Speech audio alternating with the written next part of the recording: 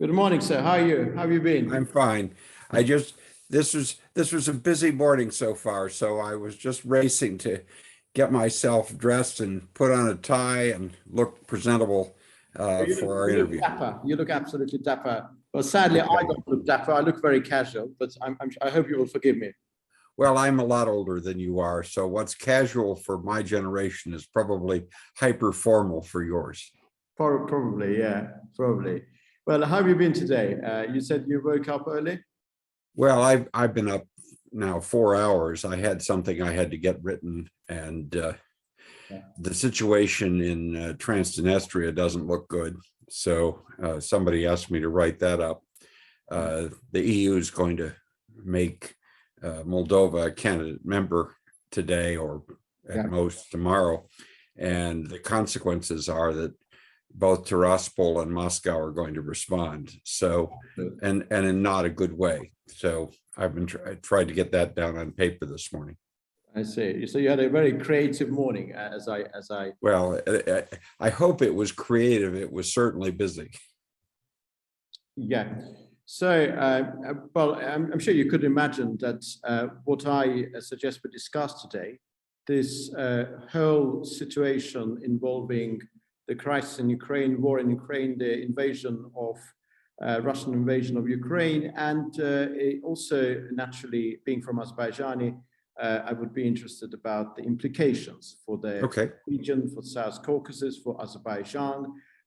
You know that there are two separate platforms. One is after the war, 2020 war. One is Moscow platform mediated by Russia, and another one is Brussels platform mediated by EU. So I want to start with a general situation involving Ukraine, and then incrementally move to the situation involving Azerbaijan. So the first question I would like to put to you, sir, is at this precise moment in time, at this juncture, how do you see the interim situation, and will Russia be able to carry out its invasion, and what are the chances of it being stopped? I think we have to talk about, when you say at this moment, we have to talk about different time frames. My own assumption is that for the next few weeks, we're likely to see some small Russian gains, but that beginning in early August or late July or early August, when the Ukrainian military not only receives Western NATO standard weaponry, but also training in how to use them, then I think we'll see a reversal, and this will move much more in the direction of a frozen conflict. I don't see any realistic chance that Ukraine will collapse, that the government will collapse, that Moscow will be able to occupy Kiev, let alone get all the. It's not so much the sanctions regime as the heroic resistance of the Ukrainian people. What's happening right now is the rearmament of the Ukrainian military. Most people act as if once the weapons show up, you can use them immediately. But there are two ways in which that's not true. First, the simpler one is you simply have to learn how to operate them. Some of these very advanced weapons are complicated, very computerized, and they will, when they're used, they will give whoever has them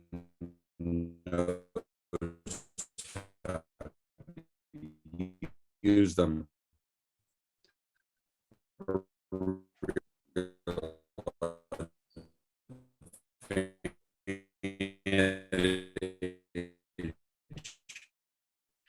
10,000 meters. You don't use these weapons in the same way. And so what we're seeing right now is a Ukrainian military that's being re-geared. Yes. And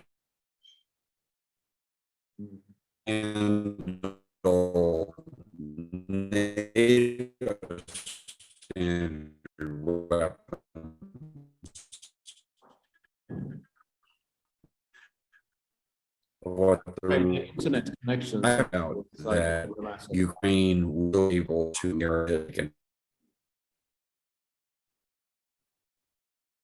Russia will occupy Kiev or Lviv is even rarer. Sorry, the connection is slightly problematic. I don't think I can hear you now. Can you hear me now?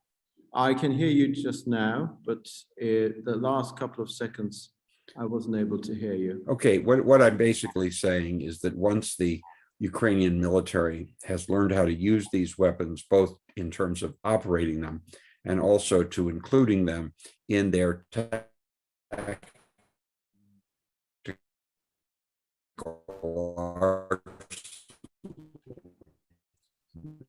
learning how you position of August. And then we're only talking about 2 months until the fall rains will make maneuvering far more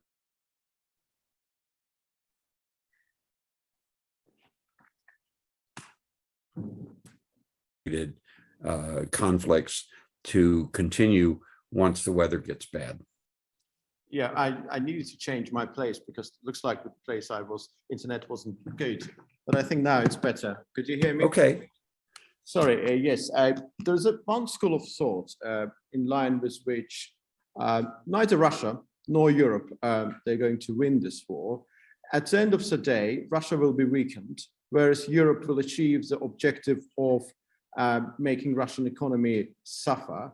But eventually, Ukraine will be truncated, it will lose its eastern provinces, but the rest of Ukraine will be independent, sovereign, and more pro-European. Do you concur with this evaluation, which has been made by some people? Well, I've heard that argument made, of course. My own view is that it all depends what you mean by the remnant of Ukraine. A Ukraine that controls Odessa and has a Black Sea port is one kind of entity. One that is reduced to only the inland area up against Poland is a fundamentally different one. I don't think Ukrainians are going to be satisfied with stopping the conflict, however much the West wants. To get a quote peace. What they might get would be an armistice, but to get peace, that's not going to happen. I think there's going to be continued fighting here for a very long time, probably until Vladimir Putin is no longer on the scene, and that a government in Moscow decides that what it is doing is fundamentally against its own interests, not only in terms of sanctions, but let's be really clear here. As the new census results show, a Russia that absorbs a larger portion of Ukraine is going to be less Russian, not more, less Russian. And I wrote a piece not long ago in which I said that Vladimir Putin is often accused of trying to restore the Soviet Union. Is restoring all the forces that led the Soviet Union to fall apart. The USSR collapsed because roughly half of the population was not ethnically Russian. Right now, probably about a third of the population is not ethnically Russian. But if you add Belarus and if you add a hunk of Ukraine, you're creating a situation in which we're not only talking about economic problems, we're talking about political survival.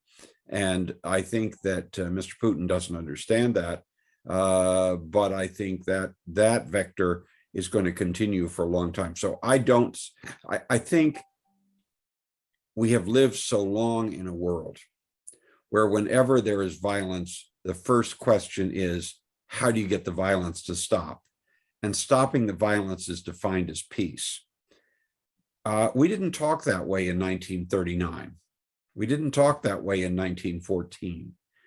And I don't think we're going to be talking that way forever. The Europeans are going to stay in that position longer than the Americans are. And then the Russians have already demonstrated they're not there. I don't think that stopping the shooting ends this war. And I think you will see partisan war. I think you will see renewed violence. What Russia has done to Ukraine is of such great violence that I don't think there are very many Ukrainians who are willing to say, well, if we can just stop the shooting, that will be good enough. I don't think that's good enough for Ukrainians, and I think they will continue to fight. How Europe and how the West more generally will respond, we'll have to see. But I think there's increasing recognition, at least in Washington, if not in European capitals, that stopping the violence isn't enough. And indeed, even stopping the violence isn't a step toward a settlement, because if you declared that all the violence was going to stop today, and if everybody did that, that would allow Russia to effectively establish control everywhere it has troops over time. And from a Ukrainian perspective, that's not an acceptable outcome. I'm not sure any Ukrainian politician is going to say there's no substitute for victory, as American generals have liked to say in the past. But I think there is, in some ways, no substitute for victory, by which I mean driving the Russians back at least to where the lines were on February 23rd. So I'm very troubled by the view that we're going to solve this problem by stopping the shooting. Stopping the shooting is not a solution, is not an end to the war. It's not an end to the conflict. I mean, we know, and if you look in the South Caucasus, you see that, yes, at various points, the amount of violence has been seriously reduced because of declarations about agreements. But until the underlying problems are addressed, in the case of the South Caucasus, control of territory that one or another side believes but should belong to it, or does belong to it, doesn't end the conflict. And it's not going to end the conflict in Ukraine.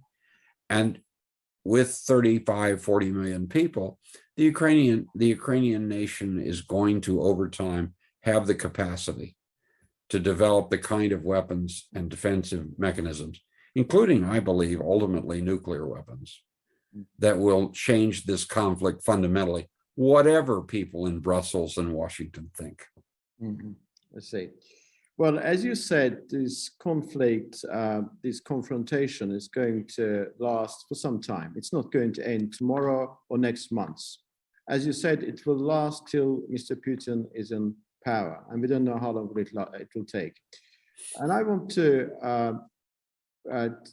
draw your attention to the current situation in the South Caucasus. And as you know, Russia is a very important player in this region. It's its backyard.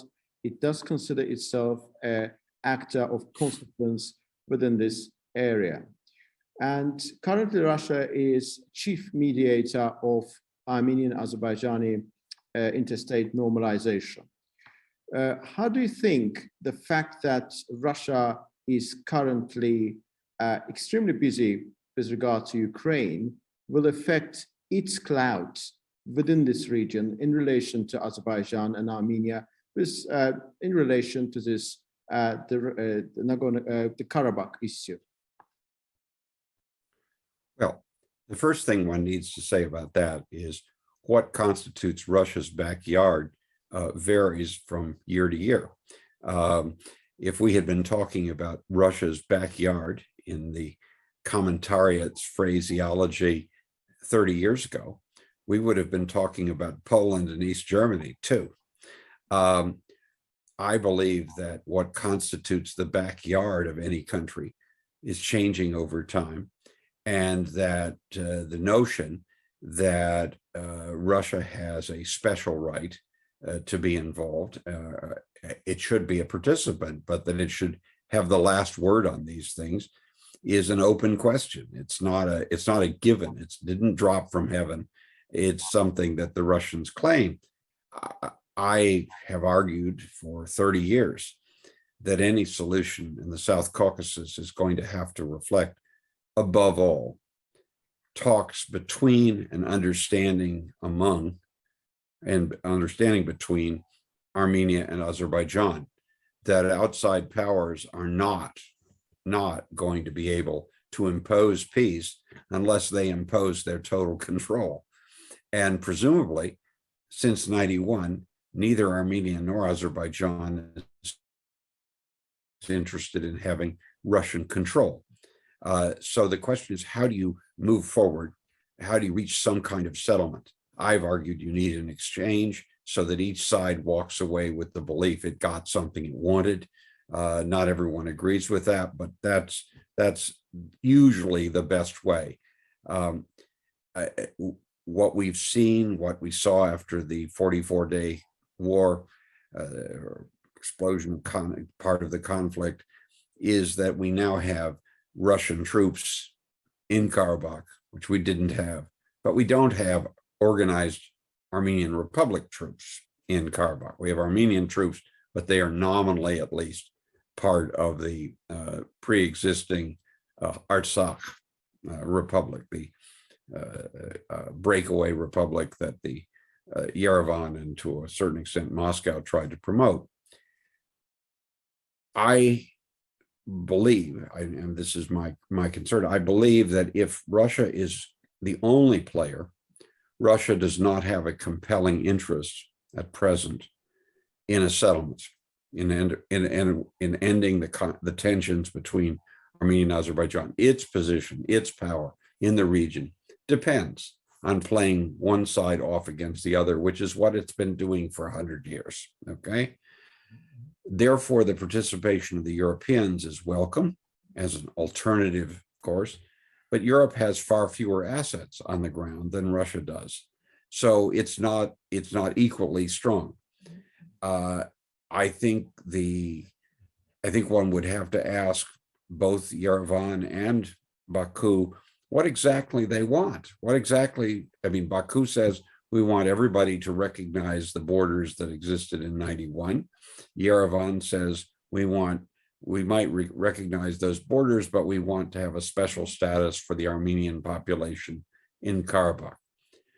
That's the basis. But in fact, there are a bunch of other things. Baku wants a corridor to Nakhchivan. That's a big deal. Armenia wants to be a participant in the economic recovery of the South Caucasus that Azerbaijan has taken the lead in.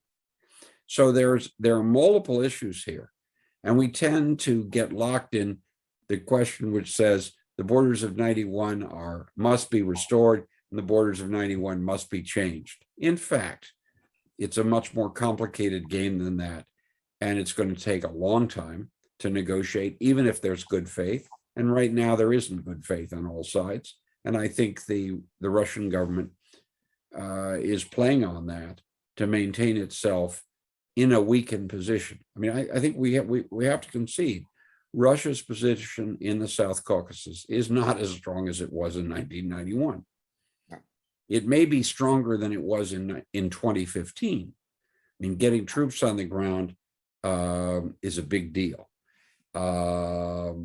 But even there, I think you're seeing that the Russians are discovering that having your own troops on the ground may or may not be all that it's cracked up to be, that it may not give you everything you want. So my sense is EU participation is welcome, but will not be determinative.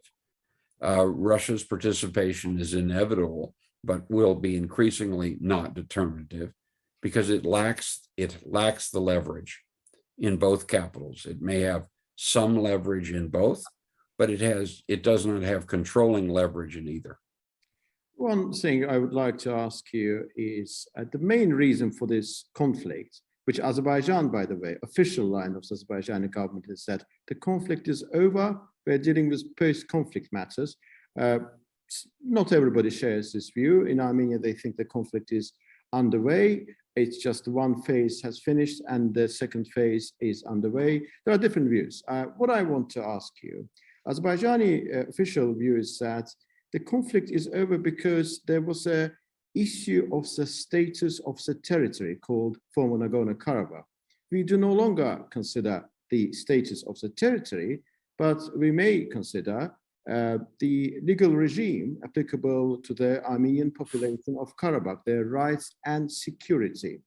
Mr. Pashinyan, Armenian Prime Minister, made a couple of interesting comments over the past couple of months. For example, if you remember, in late December, he said that, well, the OSCE process was going in the fashion which could not have led to the separation of Karabakh from Azerbaijan. Already those principles elaborated during that stage were somehow directing at the result which would have made Karabakh part of Azerbaijan again. And then in April, he said something very interesting. He sort of crossed the liminal line in the Armenian parliament. He said that we need to lower our status expectations because everybody in the world expects that we should recognize the territorial integrity of Azerbaijan. And he said that status is no longer the aim, but method of achieving the security and rights of Armenians.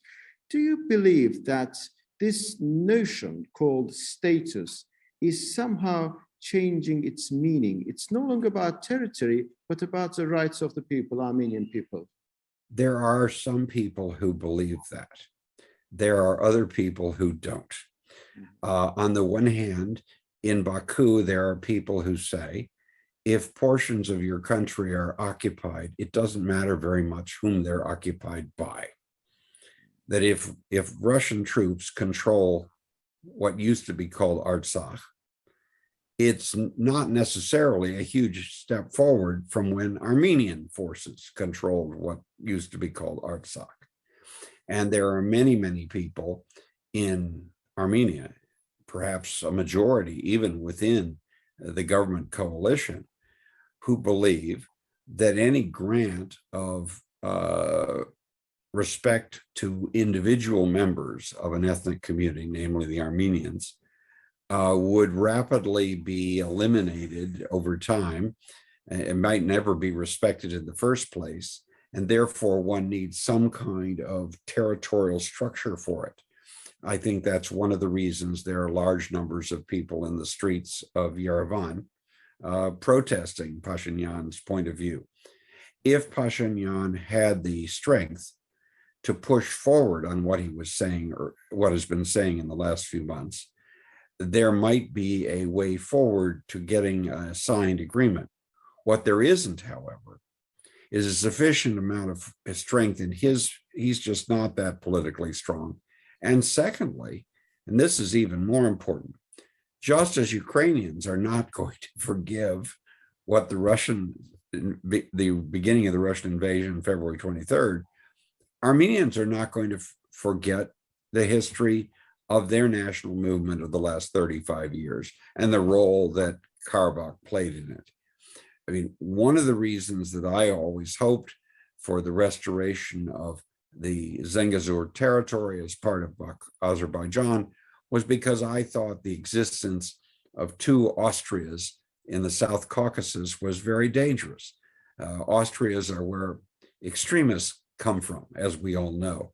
And the nationalism in both Armenia and Azerbaijan is greater because there's a place called Karabakh and there's a place called Nakhchivan. And if you had a political system that reflected people mostly from around Baku, from the Absheron Peninsula, and mostly in Armenia proper, you would have a very different relationship between the two. But the issues of control are so that I'm not sure, while I welcome what Pashinyan is saying, because it does provide a kind of opening in principle, I have very grave doubts that he has the oomph and the ability to take Armenia with him on that. And I think that those in Azerbaijan who are saying that the conflict of status is over are being, at a minimum, overly optimistic.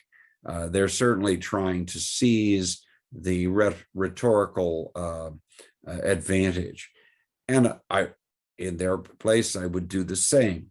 Having said that, you have to ask yourself, could any Armenian government sign an agreement giving up for all time any aspirations to Armenian territory beyond the borders of Armenia as they existed in 1991? And I think the answer is no. I mean, let's not forget, and this, I mean, sometimes it's the simplest things that show this.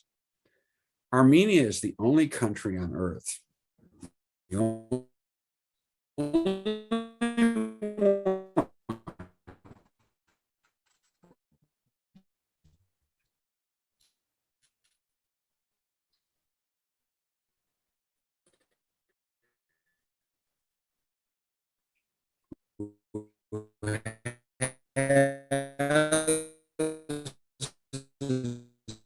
its national symbol. It's not Armenia in the minds of Armenians and of Armenia as it was drawn by the Soviet government. Not the same thing. This is a people that feels it has been taking losses, retreating for 500 years. And it says something that those people are not about to simply walk away from this issue as simply as perhaps would be good, or as perhaps as Mr. Pashinyan appears to want.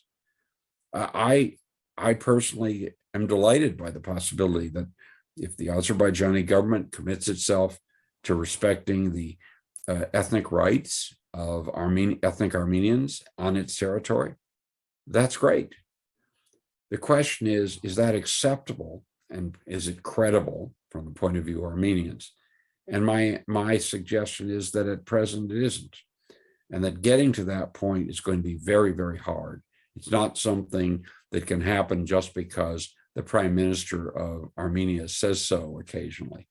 There are too many Armenians who have a different view. The centrality of Armenian territorial retreat over the last several hundred years in the mental map of Armenians is so powerful that changing that is going to be very, very difficult, and it's going to take some time. I personally don't expect to live long enough to see, some kind of final settlement that everybody accepts. I think that's something for the very distant future, although I fully expect that there will be agreements that people will proclaim represent that well before that time. Well, it's the last bit was slightly optimistic, but I very much hope that we will see that settlement, in the fullness of time at least. Not sure what fullness of time means in this context, but I'm probably more optimistic than you are on this subject. And I want to move to that Zangazur corridor subject, which is widely debated in Azerbaijan. And the term corridor is not acceptable in the Armenian view because, right, as I understand, they find the term disrespectful because they see the encroachment into their territorial integrity. Because what Azerbaijan effectively wants, it wants to be its mainland Azerbaijan to be connected to Nakhchivan via unimpeded, unobstructed connection, and the Russian border guard services providing security element and minimum checkpoints.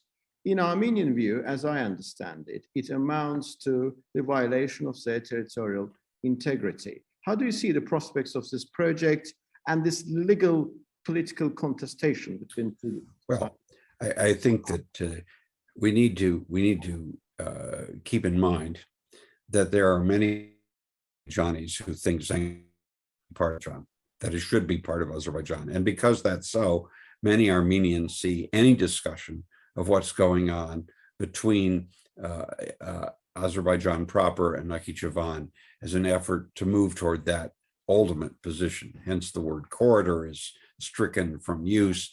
Hence people talk about a minimally supervised transit. Yes. Azerbaijan will be very much better off if transit can go from across what's now the Sunik Oblast of Armenia between Azerbaijan and Nakhchivan, so that Azerbaijanis do not have to line up and get Iranian visas to go by land from Baku to Nakhchivan, as they do now. Okay, that's critical. It will be very much better off if that transit is unimpeded, even extraterritorial. Okay. I understand, especially if you're worried about the status of Armenians in Karabakh, that you're worried about defending your own territorial integrity if you're an Armenian, and you see anything that looks like extraterritorial status, anything that looks like a corridor as being a step toward the acquisition of Zangazur, Syunik by Azerbaijan. That's how it's viewed. I think that a real agreement is possible. The question is, what kind of restrictions are there? Where we are now, as I understand it, is that Russian border guards, who are Russian, Moscow currently controls the Armenian border guard system, that Russians will be the ones who will check documents of Azerbaijanis leaving either Nakhichevan or Azerbaijan proper and transiting Syunik in the other direction, and that there will be checkpoints along the way. It's not that long, but there will be checkpoints. What I understand Azerbaijan wants is the acceptance of checkpoints at the beginning and the end of this, but in the corridor, that has to be almost extraterritorial. And the issue of what laws apply, who's in charge, and so forth are important issues, but they're not insoluble. The difficulty, of course, is, as we know again and again from world history, is whenever you have a transit across an area, it becomes a corridor and it becomes the source of conflict.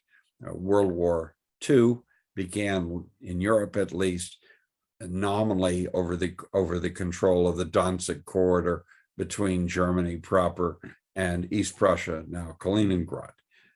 We're watching now discussions about what does it mean and what does Kaliningrad's isolation from Russia, now that Lithuania has imposed the EU sanctions regime on transit across its territory between the Russian Federation and Kaliningrad. So what the problem is, it's very easy to say, yes, we draw things like this, but if people have expectations of something larger, if they see this, if people in Azerbaijan see the opening of that transit link as being the beginning of a possibility of a corridor, as beginning ultimately the possibility of Azerbaijan's control over what's now Syunik, what Azerbaijanis call Zangazur, people in Armenia are going to fear that that's what this is really about. They're not going to see it as an end.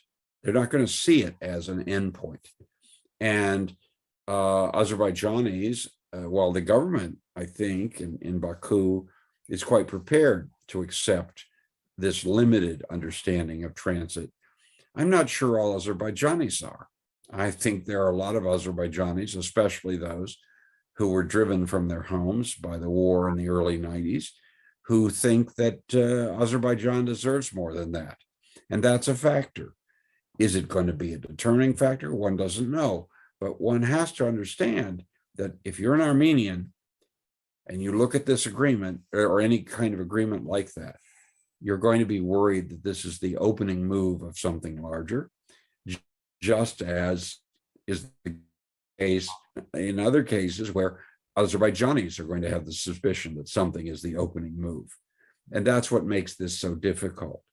If everybody could say, well, this is where it ends, this is the agreement and it'll always be that way, then sure, you could make progress. But in this historically saturated region of the world, nobody believes the next step is the last step. Everybody believes the next step is on the road to something more. And some are more in favor of that, others are less in favor of that. But whatever there are on one side of this conflict, people who think that way, people on the other side of the conflict read what happens in terms of that. And that's why Baku may no longer be using the word corridor, because the Russians have been pretty insistent on that, along with the Armenians. I promise you, 99 and 4400% of the Armenian population thinks it's an Armenian-Russian corridor. And they see it as a first step toward Azerbaijani acquisition of Syunik, Zangazur. I've heard some Armenians saying that during the Second Karabakh War, we lost Karabakh, and now we are on the verge of losing half of Armenia by agreeing to Exactly. this corridor. Exactly. Just briefly, Azerbaijani president in December was in Brussels, and he said something very interesting. He said that he compared two corridors, Zangazur and Lachin one. He said that although, well, he didn't say that, but although the term corridor is not used in relation to Zangazur passage, this is my words, is not his words. Right. But effectively, what Azerbaijani argument is that the crux is the same. It is unobstructed movement. So Armenia shall guarantee, according to Article 9 of the Trilateral Declaration, unobstructed movement of persons, goods, and cargo throughout this Sunni province of Armenia. And Azerbaijan has to do the similar kind of thing in relation to connecting the Armenian population of Karabakh with Armenia. Azerbaijani president is saying that if checkpoints in Lachin, there will be checkpoint. If checkpoints in Zangazur, we will insist on the new regime in Lachin.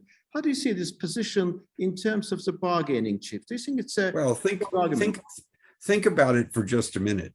Yeah. The Lachin corridor, from Azerbaijan's point of view, may connect Armenia to an Armenian population inside of Azerbaijan. But from an Azerbaijani point of view, the Lachin corridor and the Armenian population inside Azerbaijan are part of Azerbaijan.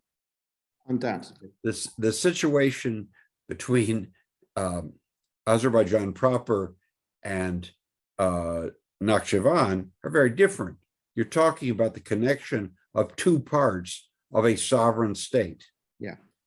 In my own, when President Aliyev said that, I wondered whether he really wanted to make that point, because if I were an Armenian negotiator, my response is, that's a great place for us to begin. So if Lachin is an Armenian corridor to somewhere, then that somewhere needs to be specified. And guess what that is? It's called Artsakh. So it is a negotiating knife with two edges. Yes. It may work in one direction, but it also works in another. I see. Yes. I guess I should have asked this question at the beginning, but it so happened that it sprung to my mind at a later stage of our conversation. It's about OSCE Minsk Group, which is very, very unclear to me personally. Well, this OSCE Minsk Group, the Institute of Co-Chairmanship, does not seem to be functional anymore because France and United States do not talk to Russia, and there does not seem to be any chance for the group activity. But on paper, this organization is still in existence. Armenian side is making references to it.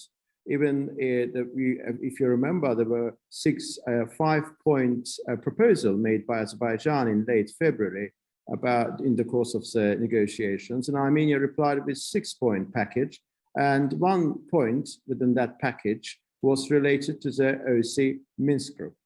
My question is this organization still alive in a real sense of the word? And what should happen for this organization to be consigned to the dusty shelves of history? Or maybe this shouldn't happen, it should continue. Well, I used to keep taped to my computer screen the factoid that the last meeting of the League of Nations took place in 1946. International organizations, once created, take on a life of their own, even if they no longer perform any real function.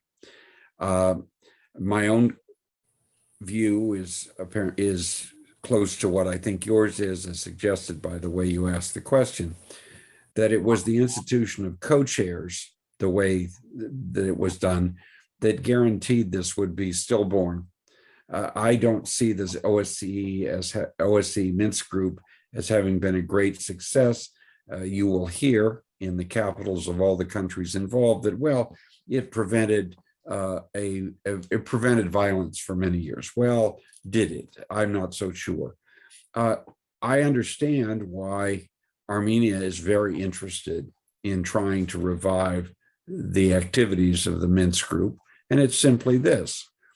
The OSCE Minsk Group, in the persons of the Americans and especially the French, are the only people who seem to be very sympathetic to the idea that a focus, other than the Armenians, who believe that the focus of talk should be on the final status of the Armenian community politically in Azerbaijan, that the other negotiations are much more focused on and demarcation of the border between the two countries and on the opening of transit routes.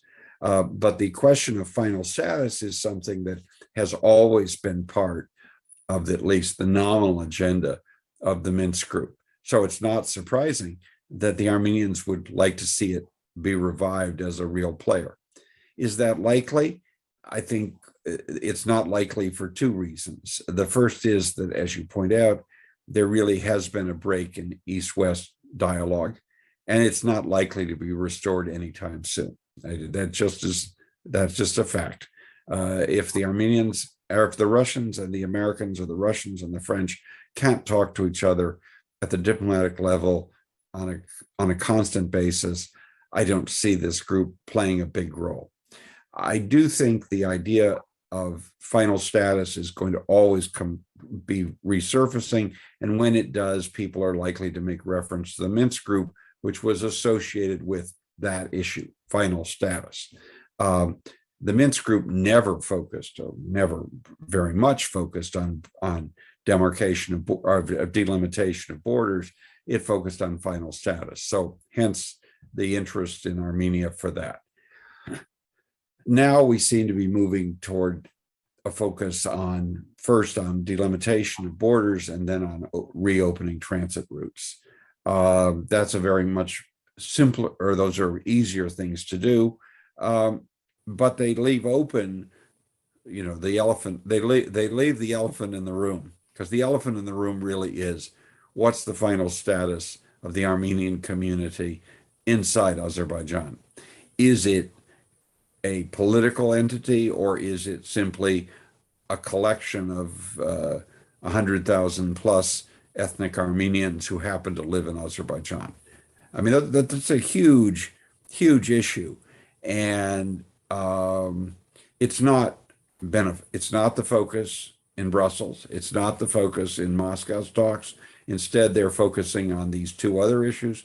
Hence, people are going to talk about some kind of a revival from the dead of the Minsk group, because it was and is prepared to talk about those things in principle, even if in terms of its actual operation today, it's unlikely to make very much progress. Well, if we focus on the subject matter that the Moscow format or Brussels format are focusing now, as you said, this interstate normalization, which does entail two ingredients. It's about delimitation first, of course, and then demarcation of state border, plus opening of communications. And the issue related to the rights and security of Armenian population or Armenian community inside Azerbaijan is not touched upon.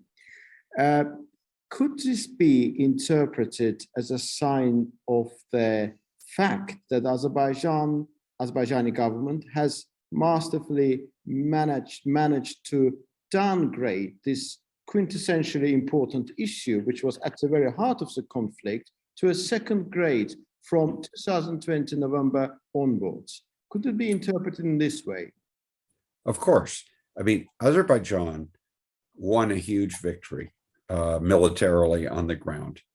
It could have won an even larger military victory, although that would have entailed, it could have occupied all of what had been Artsakh, although that likely would have entailed a large Armenian outmigration and international outcry about some kind of continuation of 1915. I personally believe that the Azerbaijani government decided to stop when it did, not because of the good offices of the Kremlin, but because it didn't want to provoke that. To the extent there's in Azerbaijan in November 2020, there were different people arguing in different way. Some people were saying that that critical moment when Azerbaijan decided to stop after the liberation of Shusha, because the rest of the former Nagorno-Karabakh, Fankandi and other, they were practically, I mean, militarily, many people say it was possible to get there and to re-establish Azerbaijani control in those territories. But some people say that total victory is not really sustainable, durable, and Azerbaijan behaved in a wise, in a very shrewd way. These allegations about war crimes and so on, it did effectively behave in a way which was perfectly justifiable, and its international recognition, international reputation was not damaged. Do you think, because what happened at that stage, Azerbaijan regained control over the substantial part of the occupied territories, deoccupied those territories, and then let Russian peacekeepers enter sovereign Azerbaijani territory? Do you think it was a sensible compromise on the side of Azerbaijan? Well, I think, first off, I completely agree that Azerbaijan could have occupied all of it. I also believe, as I said, that it chose not to do that because it didn't want to provoke the outflow of Armenian refugees, which would have given Baku a black eye and given it put it in a very difficult position internationally. And I think there was a sense that if we stop now, we'll eventually get what we want. The question I have in the settlement is, why did Azerbaijan agree to Russians serving as peacekeepers, not even balanced with Turks, but not following the normal rules of peacekeepers in international conflicts? The fact is, international law holds that peacekeepers are supposed to be drawn from countries that are not parties to the conflict. That's why so many of them come from places like Sweden or South America. If at the end of the conflict or the military events of 1920, there had been an agreement to put in Swedish or Brazilian or pick your third world country as peacekeepers, that would have been a huge victory for Azerbaijan. By having it be Russians who are a party to the conflict, there is a Russian military base in Armenia. This is a fact of life. I mean, and therefore, and since the Russian peacekeepers, quote unquote, have been in Stepanakert, they have acted as if they are allied with the Armenian officials who are still there. So they have not acted as peacekeepers are supposed to act. So to that extent, Azerbaijan saw part of its victory taken away. And I understand why it happened, because the assumption was the Russians wouldn't even allow the Turks to be co-peacekeepers. As you know, the monitoring center that was supposed to be joint Russian and Turkish was pushed so far out of that it couldn't do its job. And so the Russians were very heavy-handed. The Armenians were thrilled to have the Russians there because the Armenians were certain that the Russians would behave the way they have, which is de facto allies of Armenians, not only in Yerevan, but Armenians in Stepanakert. So Azerbaijan made a very good calculation to stop the war. My own view is it made a huge mistake in insisting on keepers as opposed to Russian troops, because now we have Russian troops on the ground. And I take very seriously those in Baku who say, if part of your country is occupied, it doesn't matter too much who's occupying it. See. Well, Russian Foreign Minister Sergei Lavrov is, as far as I know, today is coming to Azerbaijan. It probably is in Azerbaijan now. Right. He has been frequenting Azerbaijan for the past couple of months. It's going to be a generic question, of course, but what do you think does Russia need seriously good-intentioned Azerbaijan in the light of the current situation? Because, as you know, Azerbaijan and Russia signed Moscow Declaration on the 22nd February, 2 days before the Russian invasion of Ukraine. Right.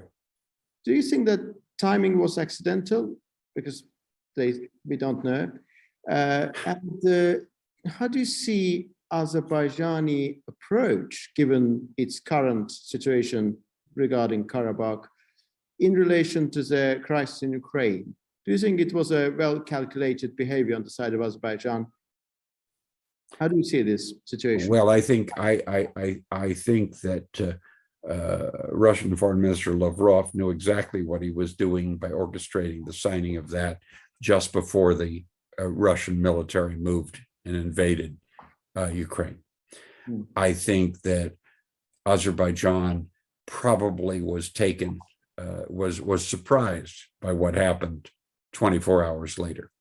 I don't think that Azerbaijan was any more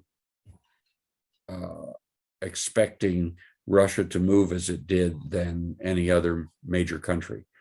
I also think that we need to keep in mind that for Russia, Azerbaijan is the most important country of the South Caucasus, vastly more important than Armenia and Georgia. A very wise Azerbaijani commentator said about 20 years ago that in the South Caucasus for Russia,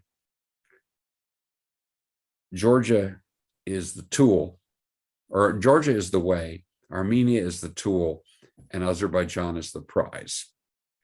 And I think that governs how Lavrov and others in Moscow think. That gives Azerbaijan enormous leverage when it chooses to use it. Sometimes it's used it effectively, sometimes not. I personally believe that Azerbaijan conceded too much to the Russians on peacekeepers and made a mistake in signing the agreement when it did, when things were very obviously fluid, although no one expected February 24th. I mean, let's be clear. While there were predictions that the Russians were going to move, there was a lot of discussion that no, that was not going to happen. So, Russians I'm sorry? But Russians knew exactly what they were doing. They were perfect. The Russians knew what they were doing. Azerbaijan, I think, was taken. That's what I think. I think they had not thought it all the way through.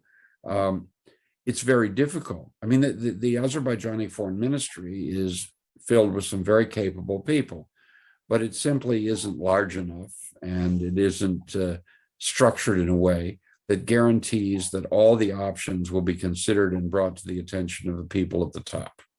That's hard in any society, even with a huge foreign ministry. But when you have a small one, it gets harder yet. Well, Turkey is a very important player. And now we refer to Turkey as Turkey. As you know, this officially Turkish government decided to change the English name of the country to Turkey. So I will refer to Turkey if you don't mind.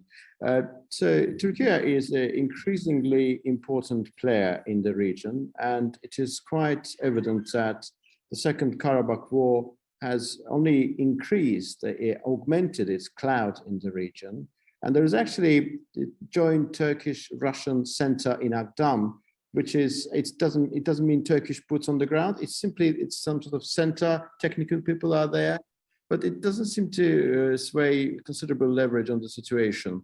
How do you see the increase in the Turkish presence in the South Caucasus from the perspective of Russia's role in the region? Do you think Turkey will be able to squeeze Russia into the corner at some point?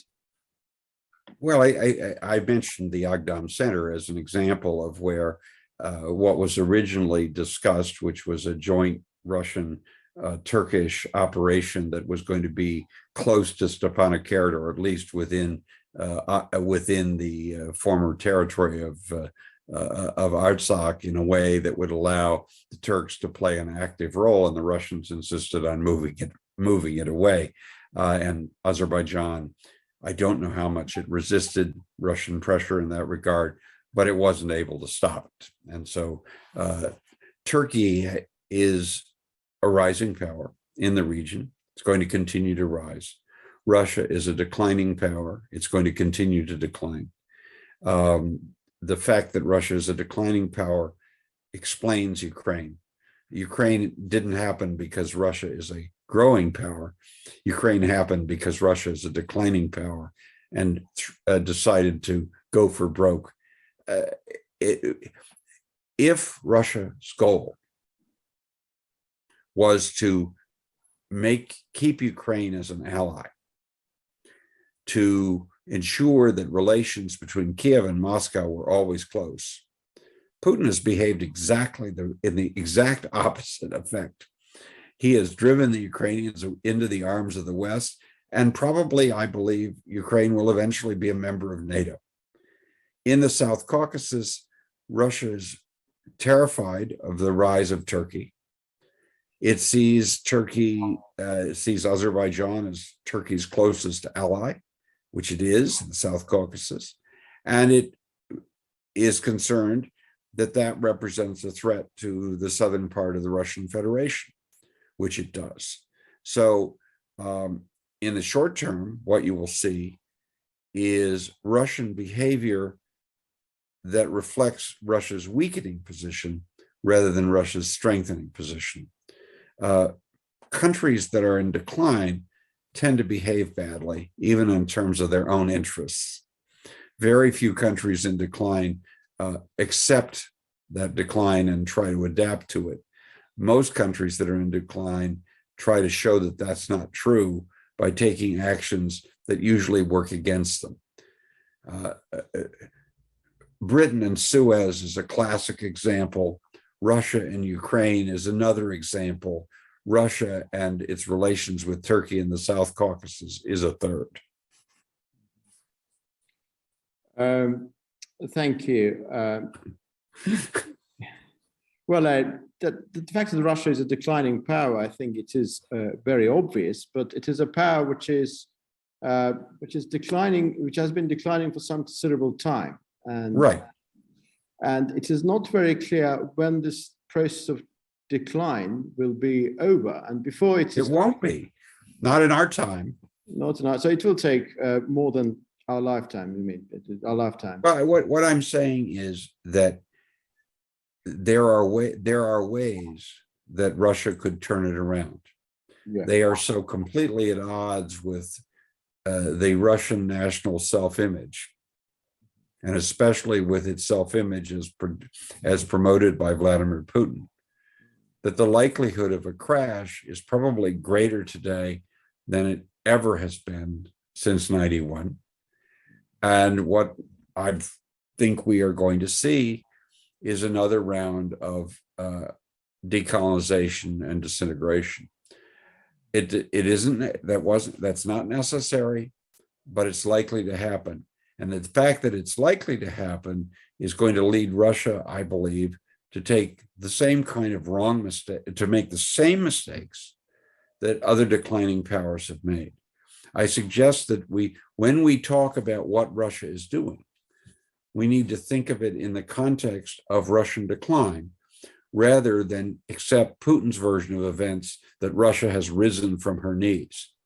No, Russia has risen from her knees only because you can see she's farther down the hill than she was a year or 10 years or 20 years earlier. And I just insist on that as an understanding of what's going on. And it works in the Caucasus as well as Ukraine. Well, there are many Russia-sponsored induced entities, quasi-entities in different post-Soviet republics. Well, Transnistria in Moldova, and currently Donetsk and Luhansk, the republics, Abkhazia, South Ossetia, former Nagorno-Karabakh.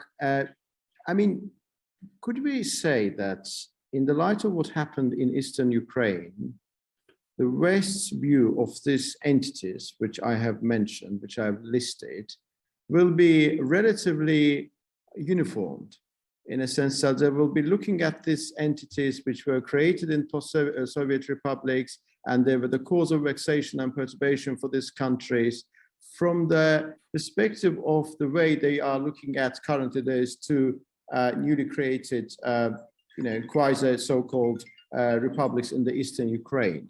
Recently, Kazakhstani President Tokayev made a very interesting comment. I think it was in St. Petersburg. He said that when he was asked questions about whether he is going to recognize those two entities, and he said no, in the clearest possible way. That was very clear, and if I'm not mistaken, Mr. Putin was present there. Yes. Do you believe that in the light of what happened in Ukraine, the West's perception, view of those quasi-entities will be uniformed or will be affected in the same way?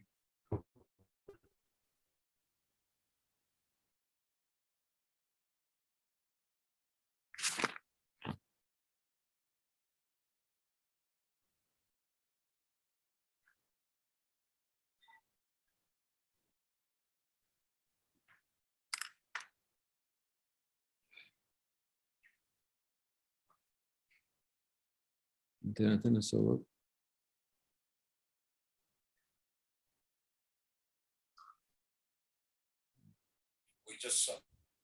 Sorry, the internet has gone again. I'm terribly sorry. When I asked the question, when the question was over, then the internet gone. So could you possibly repeat your answer? Sorry. It's really quite bad, man.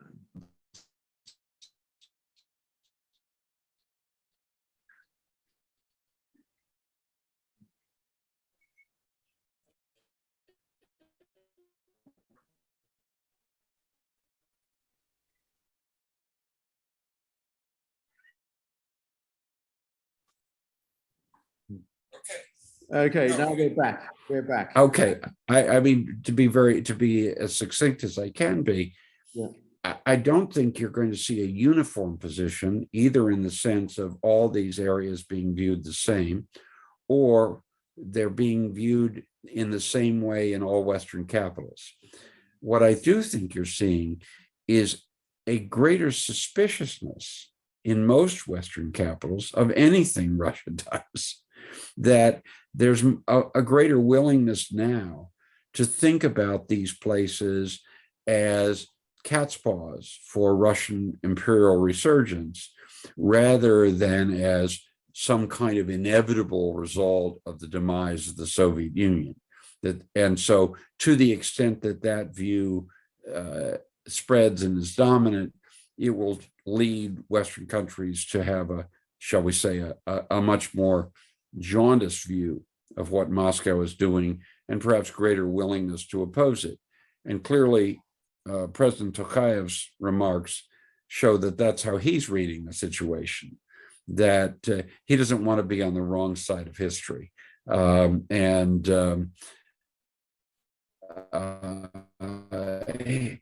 He's, of all the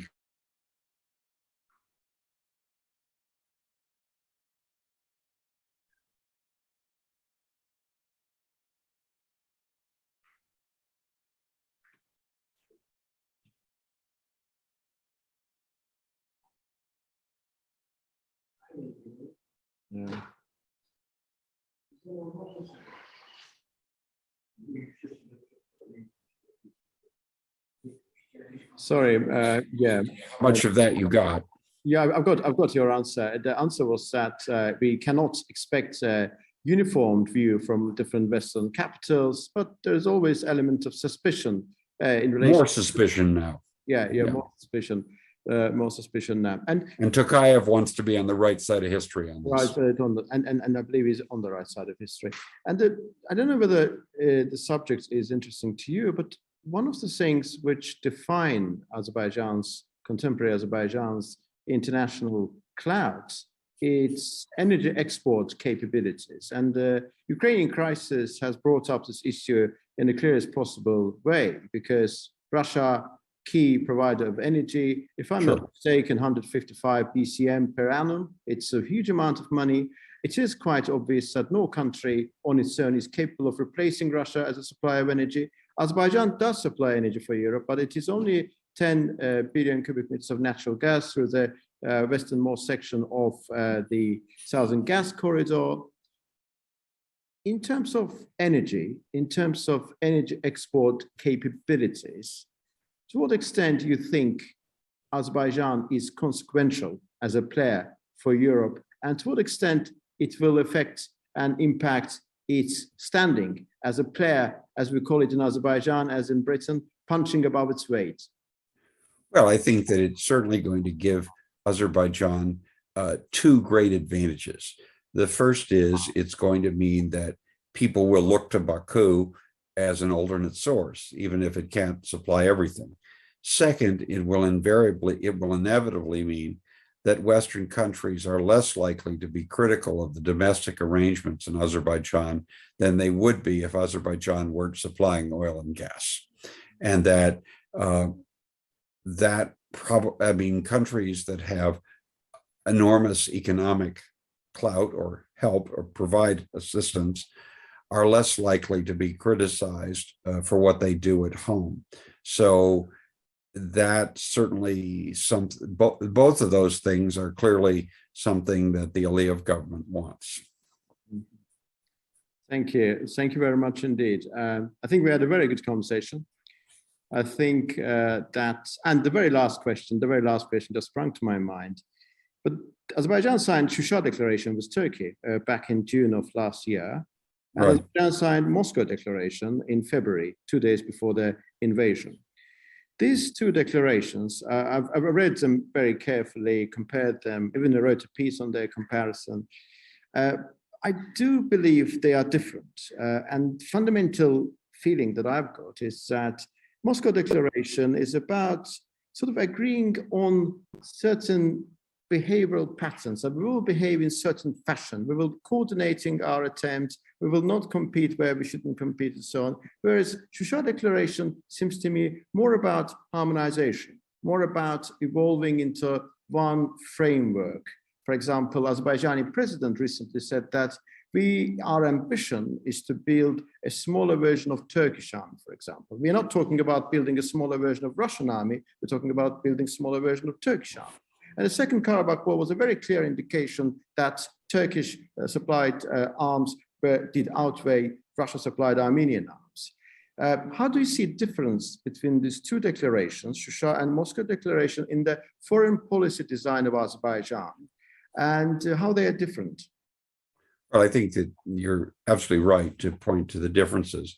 The agreement that Baku signed with Ankara is an agreement between allies who have every interest in becoming closer, who see themselves quite literally as one nation in two states, as the phrase has it. It's about reinforcing and reaffirming that connection. The Moscow Agreement, on the other hand, was between two countries that have a troubled relationship. They may cooperate on some things, they may be in conflict in others. They want to try to set the rules of the game so that conflicts don't overwhelm the places where they can cooperate. That's a fundamentally different kind of agreement. Diplomats sign both kinds, but they're not the same. And just because they have the same title, declaration, doesn't mean they're the same. It's important, as you are suggesting, to distinguish the one from the other. Interestingly enough, the Shah Declaration has been ratified already. Moscow one hasn't been ratified, but I guess it's just a procedure, and I don't want to read too much into it. The speed with which things are ratified matters in this sense. It depends whether by withholding ratification, you can affect when the other side ratifies things. Turkey wanted to ratify this quickly too, as did Azerbaijan. Yeah. As far as I'm aware, Russia hasn't ratified the Moscow Declaration either. Yeah. And so I'm quite sure that the Azerbaijani government doesn't want to get way ahead of when Russia is going to be doing it, lest it appear too eager, because appearing too eager in international affairs is almost as bad as appearing too eager if you're in a business deal. Yeah. And there's another big neighbor of Azerbaijan, which is Iran, with which Azerbaijan has had very complicated relations, to put it mildly. Right. Somebody who was commenting the Moscow Declaration, because there were some worries in Azerbaijan that why on earth we signed this declaration with Russia at this juncture. And he said that ideally, if Azerbaijan wants to be in a stable environment, if he wants to project even greater power, it needs to have good relation with all its big neighbors, Turkey, Russia, and Iran. Iran is also a big neighbor.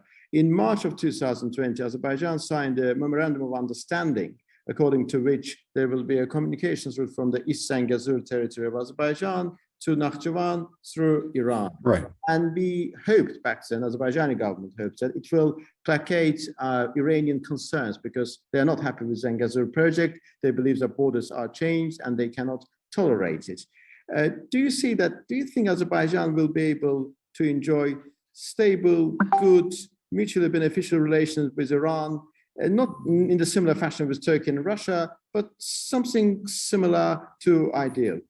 Well, one hopes that there'll be some kind of cooperation, but Azerbaijan has to overcome not only a very complicated history of its relations with Tehran, but also the fact that Tehran has, shall we say, a special relationship with the West, which isn't good. And if Azerbaijan moves too far in the direction of cooperation with the Iranians, that will have consequences of its relationship with the West, where many countries care a whole lot about how third parties deal with the Iranians. So it's a multi-layered chess. It is the case that Iran is an ancient and highly cultured country, which occasionally led by leaders who make somewhat outrageous statements about how they don't like this or that, that don't sound like the diplomacy we're used to in Western Europe. Navigating that is going to be hard. My old friend, the late Leonard Mary of Estonia, liked to say that he'd rather have Canada for a neighbor than the countries he does, or his country does have. And I'm sure that there are people in Baku who say they wish they lived in a different neighborhood also, but they live in this neighborhood and it's hard. This is very complicated. Having Russia as a neighbor and Iran is not really ideal. We could have wished something better. Well, Mr. Goble, I would have loved to carry on, to continue our conversation for hours and hours, but I understand that the time is of the essence and you're a very busy man. Well, you have been very kind to allocate time for us to respond to our questions. I'm very grateful to you, sir. Thank you very much. Well, my pleasure, and I hope we can resume our conversation in the future. Hopefully. Have a good day. Thank you. Thank you, you too.